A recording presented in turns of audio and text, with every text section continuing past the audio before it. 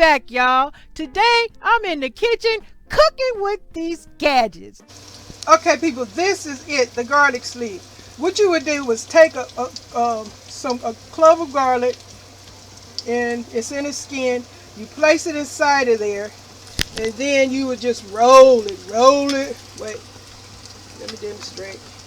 That's what I'm supposed to. Excuse my dry hands, but I need hands to do it.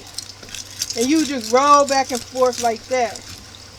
Let me take it out. And as you can see, it's the skin. It's out of its shell or out of its skin. This is a real handy dandy tool.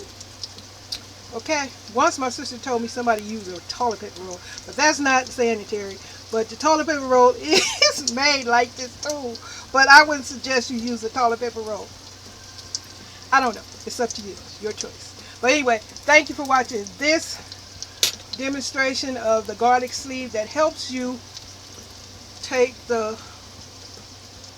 skin off the garlic quicker, faster, easier, and then sitting up there peeling it, getting garlic fingernails, which is okay.